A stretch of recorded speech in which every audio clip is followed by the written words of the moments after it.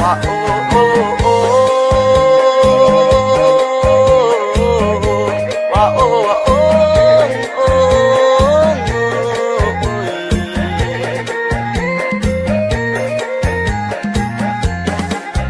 อยู่ประพนអ្នកលួបាយថាបានស្រណោកកាយឆ្ងាយពីរឿងเธอស្រែ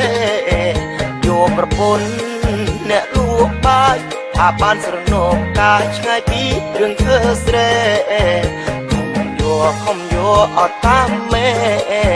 ខំយកអត់តាមមេ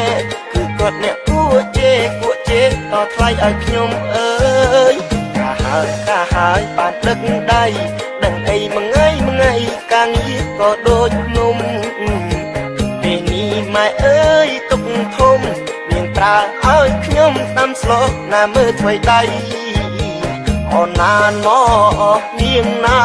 សំពៅអភ័យក៏ព្រោះប្តីខ្លាចចង់ក្រានអើយ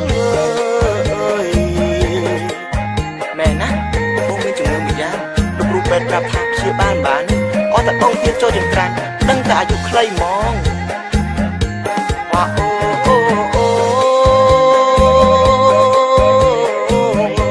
វ៉ាអូអូ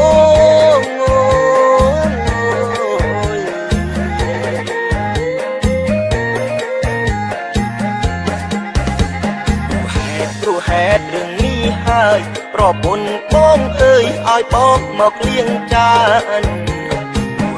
ព្រោះហេតុរឿងនេះហើយប្រពន្ធបងអើយឲ្យបងមកលៀងចាន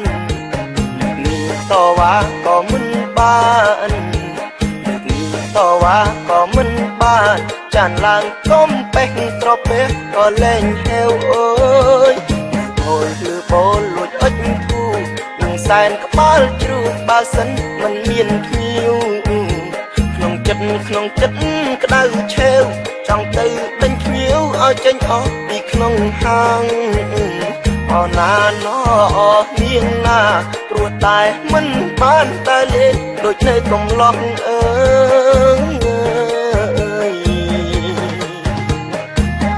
ហើយខុសហើយខ្ញុំ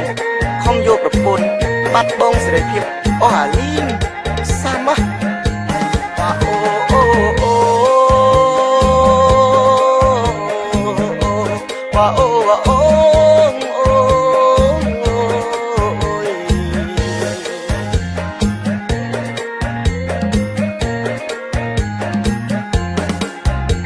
ថ្ងៃនេះចូលឆ្នាំថ្មីនាងអើយត្រូវលកលៃដើរលេងមិនឲ្យខកថ្ងៃនេះចូលឆ្នាំថ្មីនាងអើយត្រូវលកលៃដើរលេងមិនឲ្យខករនឹកពីអូហងរនឹកពីអូហង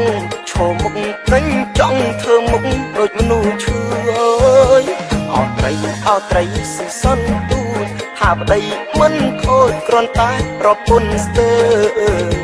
ធ្វើពុតនាងអើយមកមីមកមើលតើផុតពីផ្ទះព្រះអើយមានឈឺអីអូនណាណោនាងណា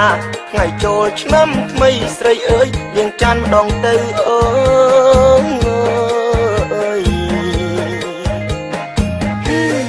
ថាចូលខែចូលឆ្នាំហើយនៅមិនព្រមឈប់លក់ដូរចង់ឲ្យខ្ញុំទៅលាងចានតើតែយូរតែប៉ុណ្ណេះ